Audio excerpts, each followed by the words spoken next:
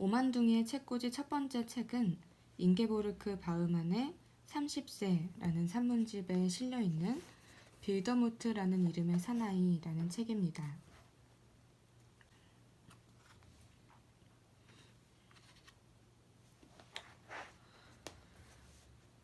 빌더무트라는 이름의 사나이. 빌더무트라면 모름지기 항상 진실을 택한다. 고등법원 판사 안톤 빌더무트는 법복과 법모를 벗으면서 교사였던 부친 안톤 빌더무트에게서 익히 들어온 이 거창한 문구를 다시 한번 상기했다.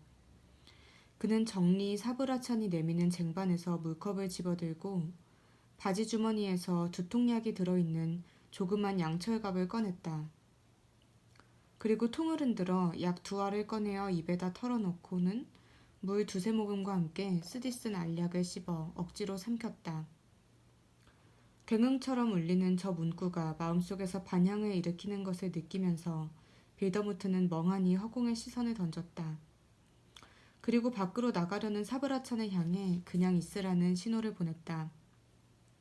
그렇게 하지 않으면 자신의 머리가 떨어지기라도 할 듯이 그는 신중한 자세로 의자에 파묻혀 앉아 자기는 이제부터 그 진실이라는 것과 영원히 이별이라고 생각했다.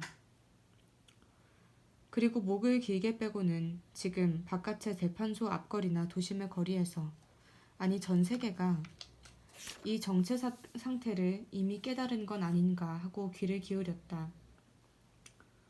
내가 무엇이라 말하던가 사브라찬? 노인은 입을 다물고 있었다. 내가 고함을 질렀나? 노인은 고개를 끄덕였다. 그러고 나서 잠시 후 검은 법복을 입은 몇 사람의 신사가 마치 복수의 사자처럼 묵묵히 방으로 들어왔다. 빌더무트는 그 무리가 이끄는 대로 밑에 있던 택시에 실려 그의 집으로 운반되어 갔다. 그는 침대에 누운 채 수주일 동안 주치의와 신경과 의사의 주시를 받으며 일어나지 못했다. 열이 내리면 그는 빌더무트 사건에 관한 신문기사를 읽었다. 보도기사와 논평을 읽고 곧 그것을 외다시피 알게 되었고 마치 자신은 그 사건과는 아무런 관계가 없는 사람인 양 대중을 위해 그 사건에서 만들어낸 이야기를 마음속에서 곰곰 되새기다가는 곧 마음속에서 마멸시켜버리려고 애를 썼다. 그 중에 어떠한 줄거리도 사건의 핵심을 뜯어 맞추어내지 못했고 아무런 의미상의 관련성도 드러내 보여주지 못했다는 것을 그의 정신 속에서 일어난 정신상의 쇼크로 불행히 단 한 번 가시적으로 드러나기는 했지만 그건 역시 이 세상에 잠깐 몽매한 혼란을 일으키는 것 외에는 아무짝에도 소용이 없는 짓이었음을 아는 유일한 사람은 실로 빌더무트 자신뿐이었다. 요제프 빌더무트라는 이름의 한 농부가 자기의 부친을 괭이로 때려 죽이고 아버지가 모아둔 돈을 가로챈 바로 그날 밤 술을 진탕 마시고 남에게 주고 하여 나머지 돈을 다 써버리고는 다음날 아침 경찰에 자진해서 출두했다. 경찰의 조서에 따르면 그 사나이는 범행을 자백했다. 그의 진술이 정당함은 의심할 여지가 없었으므로 그는 범인으로서 취조를 받았고 그의 조서는 곧 예심 판사에게 송치되었다. 고등법원 판사 빌더무트의 학교 동창인 예심 판사 안데르레는 이 용의자 때문에 좀 곤혹스러운 일을 겪게 되었다. 용의자가 돌연 자기 진술을 부인하기 시작했기 때문이었다. 좀 더 정확히 말하자면 경찰이 조서에 기재한 모든 것은 사실과 일치하지 않는다는 식의 졸렬하기 짝이 없는 방법으로 부인하고 나섰기 때문이었다. 그렇지만 취조를 계속하는 동안 예심 판사는 요제프 빌더무트가 물론 고의는 아니고 그렇다고 돈 때문도 아니고 증오에 못 이겨 부친을 살해했다고 자백했기 때문에 조서를 작성해 재판의 다음 단계로 넘길 수 있었다. 피고는 어릴 때부터 부친을 미워했는데 그것은 부친이 그를 학대하고 공부는 시키지 않고 거짓말이나 도둑질을 시켰기 때문이라는 것이다. 그래서 조서에는 고통스러웠던 젊은 날과 짐승처럼 야비했던 부친, 일찍 세상을 떠난 모친에 대해 어느 정도 기재되어 있었다. 고등법원 판사 빌더무트는 이 사건을 인계받았을 때 피고 빌더무트와 인척관계가 아닌지 조회를 받았다. 그러한 관계를 부인할 만한 근거는 얼마든지 있었다. 아주 먼 인척관계도 있을 수 없었다. 그의 가족은 케르텐주 출신인데 피고는 알레마니아 출신이었다. 이 살인은 흥미를 끌기에는 하찮고 흔한 사건이었으므로 신문에서도 특별히 신경을 써서 취급하지 않았다. 이 재판이 세상에 알려진 것도 가두 판매 신문의 한 기자가 우연히 경찰 통신부의 간부와 길게 이야기를 하다가 빌더무트 재판이 고등법원 판사 빌더무트의 담당이라는 사실을 알아냈기 때문이었다. 즉 판사와 피고가 같은 성을 가지고 있다는 사실을 말이다. 같은 성이라는 사실이 기자에게 흥미와 호기심을 일으켰고 그는 이 사건에 대해 자기네 신문에 잘난 척하고 대서특필하기 시작했다. 그러다 보니 다른 신문들도 주저치 않고 통신원을 파견하게 되었다. 아무런 까다로운 점도 없어 보이는 이 사건에 대해 판사는 사뭇 고마운, 마치 휴가를 받은 것처럼 고마운 마음이었다. 그가 처음 얼마 동안 취급한 몇 가지 사건은 정치적인 배경을 가진 곤혹스러운 소송이었기 때문이었다. 정부 요인들이나 권력층 인사의 음모를 그는 직접 체험했고 의회에서 질의를 겪어야만 했다. 그런가 하면 정치적인 지하 조직에게서 당장 죽이겠다고 예고하는 협박장도 받았다. 그러느라고 그는 완전히 탈진 상태에 빠져 있었다. 게다가 겨우 얻은 짧은 휴가 동안에는 집안에 초상이 나서 휴식이라고는 엄두도 낼 수 없었다. 시골에 왔다 갔다 하고 장례식을 치르고 유산 정리를 하고 나니 결국 그는 전에 없이 컨디션이 악화되어 있었다. 빌더무트 사건은 이른바 훈련이라고 할 수 있는 사건으로 빈에서 그가 처음 자기 손으로 처리한 재판을 한결 행복했던 시절을 생각나게 해주었다. 그래서 그는 활기를 얻어 이 사건이 지닌 명확성과 단순성에 몰두하기 시작했다. 당장 누구든 그에게 와서 질문을 던진다면 그는 얼마든지 자인했으리라. 이를테면 괴물처럼 엉클어진 재판에서 매수할 수 없는 혁혁한 인물로 등장하는 일은 이미 자기에게는 흥미거리가 되지 못한다는 것을, 단순한 살인이나 도둑질, 강간 따위의 일은 일어나지 않지만 한층 무의미하고 저열하며 비개인적인 형태로 일어나는 범죄의 세계야말로 그를 한결 몸서리치게 하고 구역질나게 한다는 것을. 그렇다. 그는 부친을 괭이로 때려 죽이고 경찰에 자수하는 유의 세계가 훨씬 낫다고 생각한다. 거기에는 심층 심리학의 까다로움도 대량 살인이나 전쟁 범죄를 가져오는 어두운 충동에 대한 궁극적인 인식도 필요 없었다. 신문의 위선적인 절규를 들으며 어떤 사회계급의 더러운 속옷을 통째로 세탁할 필요도 없었고 공적인 생활에서 최고 지위를 지닌 인물들에 대해 신중히 아니면 신랄하게 맞설 필요도 없었고 줄타기를 할 필요도 정치적으로 민감할 필요도 없었다. 그리고 무엇보다 이런 사건에서는 자신이 실추될 위험 같은 것이 없다. 단지 한 사람의 인간과 그가 범한 하찮고 잔인한 행위와 대면하면 된다.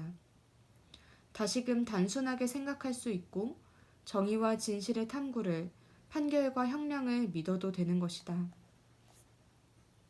빌더무트의 조서를 살펴보는 동안 안톤 빌더무트는 어느덧 불안을 느끼기 시작했다.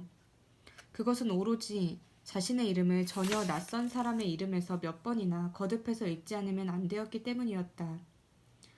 아직 그라츠에서 공부하던 시절 어느 가정에 몇 번인가 초대를 받은 일이 생각났다. 그 건물의 대문 옆에 초인종과 함께 달린 여러 개의 문패 가운데는 빌더무트라는 이름의 문패가 있었다. 그 문패를 보았을 때도 지금과 같은 불안을 느꼈다. 알지도 못하는 빌더무트의 집 문 앞을 지나갈 때마다 그는 발걸음을 멈추고 집안에서 새어나오는 냄새를 맡으려 했다. 어느 때인가는 비누향이 섞인 수증기 냄새가, 또 어느 때인가는 양배추 냄새가 났다.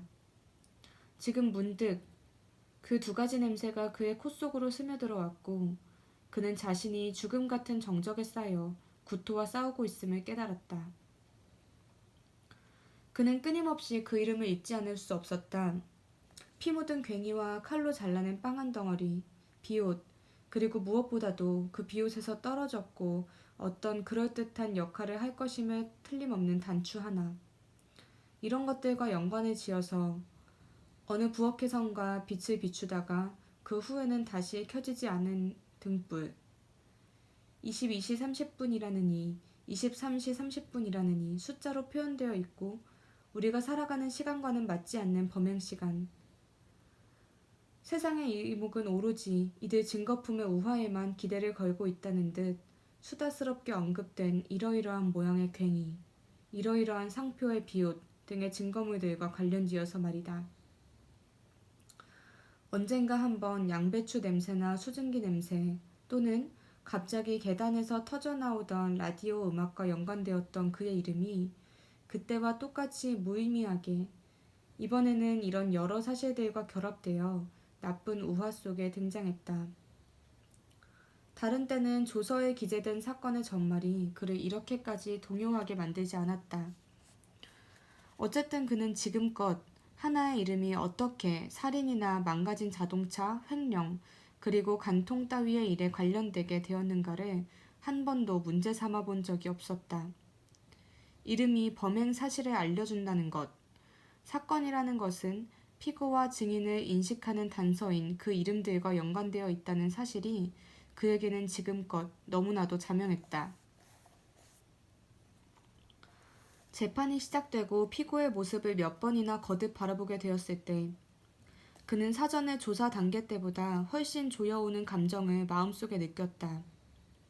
이전에는 세상에서 칭찬의 대상이던 침착성과 냉정한 무심함을 이번에는 애써서 가장할 도리밖에 없었다.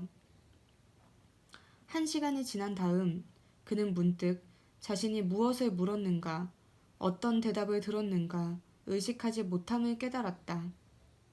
이틀째, 이제 재판의 지루한 예심이 끝나고 좀 더 활기 있는 단계로 접어들 때가 되었는데도 그는 여전히 몽롱한 상태였다. 증인들은 마치 미리 연습해둔 역할을 해내듯이 답변했고 불명료하거나 애매한 구석이라고는 어디서도 찾아볼 수 없었다. 피고는 조용하고 서투르고 우둔한 인상을 주었다. 누가 보아도 그렇게 느낄 만큼 성실하고 순박한 모습이었다.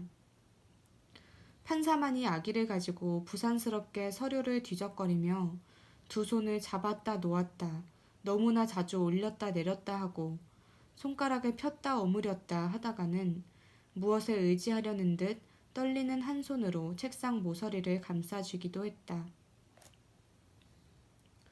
사흘째 되는 날 점심시간이 가까워 올 즈음에서야 판사의 손은 안정을 되찾았다. 그것은 피고가 겸허한 동작으로 일어나 이런 말을 했기 때문이었다. 그렇지만 그것은 진실이 아닙니다. 물을 끼얹은 듯 조용한 분위기에서 그는 더욱 낮은 음성으로 이렇게 덧붙였다. 애당초 전혀 틀렸습니다. 모든 것이 어쨌든 전혀 틀렸습니다. 답변을 요구하자 피고 요제프 빌더무트는 아마도 자신이 부친을 살해한 것은 사실이겠지만 그러나 이처럼 엄밀하게 신문을 당한다면 자신도 좀 더 엄밀하게 대답하지 않을 수 없으며 모든 것이 전혀 틀렸다는 사실을 고백하지 않을 수 없다고 말했다. 사건의 전말은 경찰에서 그의 입을 통해 나오게끔 유도한 것에 불과하며 예심 판사에 대해서도 얼마든지 반박할 용기가 있다는 것이다. 예를 들어 그와 부친 사이의 싸움은 돈 때문에 일어난 게 아니고 떨어졌다는 단추도 싸우는 동안 부친이 뗀 게 아니라고 했다. 이미 몇 주일 전부터 그 단추는 자신의 비옷에 달려있지 않았으며 문제의 단추는 외투, 곧 여기에도 증인으로 와 있는 어느 이웃사람의 외투에 달려있던 곳으로 그 이웃사람이 부친과 싸움을 했다는 것이었다. 그 이상 피고는 말을 잇지 못했다. 검사가 벌떡 일어나서 짧고 신랄한 논고를 시작했기 때문이었다. 논고에서 검사는 괴계라는 말을 사용했고 피고의 얼굴에 핏기가 없어졌다. 짐작컨대 지금껏 그런 단어를 들어본 적이 없으면서도, 아니 오히려 들은 적이 없기 때문에 창백해졌는지 모른다. 하지만 오후에 재판이 속게되자 판사는 신문을 다시 시작하여 피고 빌더무트에게 다시 진술을 하도록 했다. 피고는 다시금 온순하게 대답했다. 그러면서 조용하게 사건의 경과를, 전혀 새로운 사실을 전했다. 조서의 페이지마다 꽉 채워진 모든 내용 중에서 유효하게 확인된 것은 하나도 없었다. 범행의 경과도 하나도 정확하게 기록된 것 같지 않았고, 범행의 동기에 대해서도 진실에 가까운 추측조차 기록되어 있지 않은 듯했다. 이렇듯 숱한 오류가 있었기 때문에 새로운 감정을 청구하기 위해서 공판은 연기되었다. 재판이 다시 진행되자 여론은 확실히 흥미를 나타냈다. 전문 감정가가 불려왔다. 그 중에는 명성이 높은 전문가, 이를테면 유럽에 널리 알려진 단추와 실의 전문 감식가까지 동원되었다. 이것은 변호인 측에서 경찰과학감정소의 감정이 정확한지 의혹을 제기한 데다가 문제의 단추가 피고의 외투에 달려있던 것인가, 이웃 사람의 외투에 달려있던 것인가를 확실히 판가름해야만 범행의 경위가 철저히 규명되기 때문이었다. 그 단추 전문가가 소환되기까지 아직 하루의 여유가 있었다. 증인들은 새로이 드러난 사실에 대해서 신문을 받았고, 피고는 이제 처음으로 명백히 밝혀진 이런 상세한 사실들을 어떻게 해명할지, 도대체 무엇이 그에게 범행을 일으키게 한 동기였는지 말하려고 애썼다. 하지만 지금껏 어김없이 정직하게 아무런 핑계도 대지 않고 대답해오던 그가 정작 이번에는 말을 더듬기 시작하더니 곤혹스럽게 침묵을 지켰다. 아니요. 아버지가 정말로 집에서 내쫓는다고 위협을 했는지 솔직히 말씀드리자면 이미 기억이 없습니다. 아닙니다. 제가 아버지를 옛날부터 늘 미워해 왔는지도 확실히 자신이 없습니다. 오히려 미워하지 않았던 것 같습니다. 어린 시절에는 아버지를 미워하지 않았나 봅니다. 아버지가 장난삼아 나무로 동물을 조각해준 일도 있었으니까요. 어떻게 보면 당연스럽지만요. 이렇게 대답하면서 그는 또 무엇인가 새로운 것이 생각난 듯 뚫어지게 앞을 바라보았다. 그는 기억해내는 것을 어려워했다. 그가 기억하는 일에 익숙지 않다는 것은 그의 태도를 보면 어느 누구라도 알 수 있었다. 이때 관선 변호인이 수다스럽게 가로막고 나섰다. 이 마당에 어떻게 해야 피고를 가장 최선으로 변호할 수 있을지 아직 판단하지 못한 듯 보였지만 문득 맡은 바 어떤 책임을 자각했고, 재판이 진행되면서 동요되고 확대되는 분위기를, 법정에 충만한 기대의 분위기를 깨달은 모양이었다. 우리는 죄책에 시달리는 이 가엾은 영혼에게서 참을성 있게 진실을 유도해내야 합니다. 그는 간곡하게 법정을 향해 몇 번이나 호소했다. 그것은 투쟁한다기보다 공연하는 느낌이었다. 그는 퍽 선량한 인상의 고전적인 변호사로 법정을 안타깝게 만드는 동시에 동정의 분위기를 확산시켜 놓았다.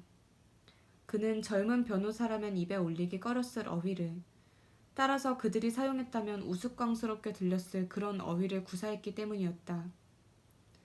이를테면 고뇌하는 영혼이라든가 불행한 굴욕의 청춘, 연약한 어린 나무 따위의 어휘를. 잠재의식이라는 말조차 그가 머뭇거리며 입에 올릴 때면 무엇인가 감동적으로 가슴을 에이듯이 들려왔다. 또한 그가 과장해서 입에 올리는 진실이라는 말도 마치 서랍이 잔뜩 달린 견고한 골동품 장롱처럼 여겨졌다. 그 장롱의 서랍은 끌어당길 때 덜커덩 소리가 나지만 집어넣을 수 있는 자디잔 진실들이 눈처럼 새하얗게 쓸모있고 정결하게 다루기 쉽게 꽉 차 있는 듯했다. 그곳에는 피고가 일찍 여인 어머니를 그리워하는 마음이, 돈에 집착하는 혼란스런 감정이 들어있었다. 또한 소박한 한 농부가 한 오라기의 인간미와 온정을, 한 잔의 술을 구하는 애타는 소망이 들어있었고, 또 한편으로는 정확하고 충실하게 맡은 바 책임을 수행했다는 고용주 편의 유리한 증언이 들어있었다. 그리고 무해한 시민을 공포에 떨게 하여 사회로 하여금 보호를 부르짖게 만든 원흉, 핏자국 묻은 괭이까지 그 서랍 안에 놓여 있었다. 숨죽인 공감의 침묵이 법정에 가득했고, 그것은 노경의 변호인으로 하여금 평소와는 다른 웅변을 토하게 만들었다. 그리고 예의 전문가, 소위 유럽 최고의 명성을 지녔다는 권위자가 법정에 출두할 단계에 이르자 변호인은 이 재판이 지닌 의미의 중대성을, 그리고 변호사 자신까지 다시 한번 짊어지게 된 책임의 중요성을 느꼈고, 이 사건에야말로 미묘한 점과 획기적인 점, 애매한 점이 다분히 내포되어 있다는 것을 깨달았다. 그의 이러한 예감을 틀림없을 것이다. 그렇지만 이 돌연한 사태가 애초부터 기대하던 바와는 다르게 엉뚱한 방향에서 일어났기 때문에 아무튼 그는 내심 당황하고 있었다.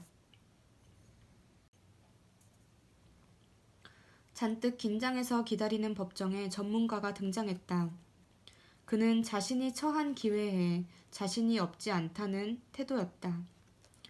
고등법원 여러분, 이렇게 그는 한 보따리의 서류를 탄원서처럼 받쳐들고 이야기를 시작했다. 본인이 재검토할 영광을 가졌던 보고서에는 과연 여러 가지 결론과 괄목할 만한 주장이 내포되어 있지만 유감스럽게도 믿을 만한 확증은 별로 없었습니다. 오늘날 단추의 분석은 과학을 바탕으로 퍽이나 신빙성 있게 이루어지며 또 참작됩니다. 그 점을 여러분들이 얼마나 명백히 알고 계신지의 여부를 본인은 모릅니다. 이런 분석을 할 경우 요점만 말씀드리더라도 단추의 광택, 표면의 성질, 구멍의 간격을 정확히 알아내야 합니다. 또 단추구멍의 안쪽을 촬영해야 하고 단추 가장자리에서 구멍까지의 거리를 측정하고 지름을 밝혀내야 합니다. 하지만 이것으로 끝나지 않습니다. 더욱 엄밀히 규명해내야 하는 것은 단추 특유의 무게, 가장자리에 볼록 나온 두께와 법보기로 솟아있는 법관들의 얼굴, 선서한 증인들의 얼굴에 석연치 않은 표정이 떠올랐다. 전문가는 잠시 사방을 둘러보고 한층 목소리를 높여 말을 계속했다. 고등법원 여러분, 단추의 무게를 측정하기 위해서 본인은 스위스제뿐 아니라 미국제 정밀 저울을 동원해서 연구해 왔습니다.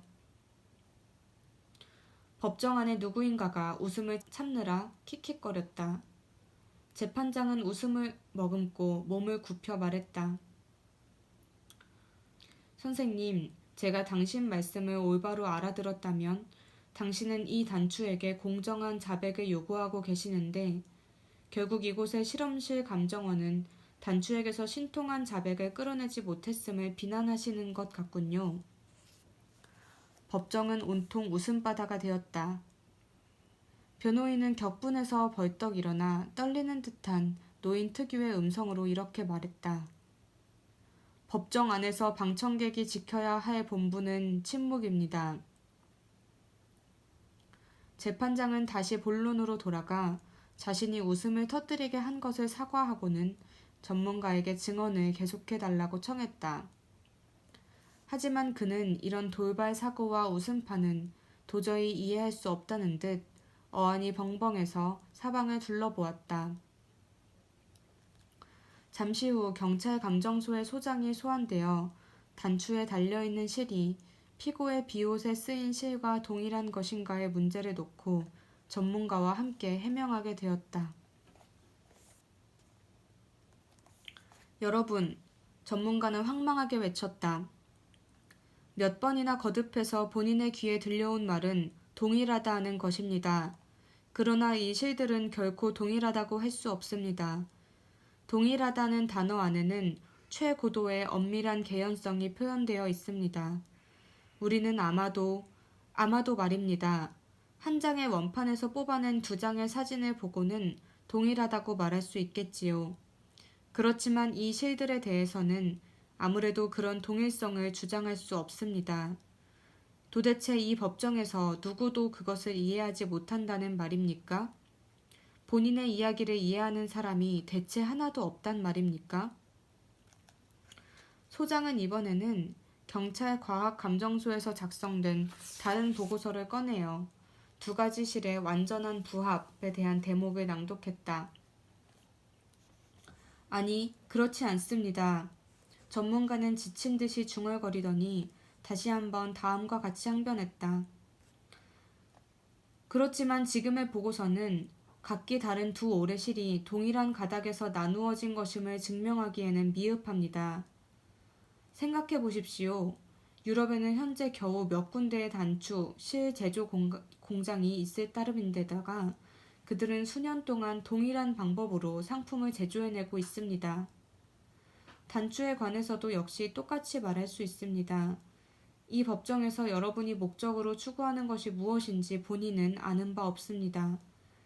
그렇지만 여러분이 단추에 대해서, 실에 대해서 그토록 쉽사리 논의할 수 없다는 점을 명백히 하는 것이야말로 본인의 의무라고 생각합니다.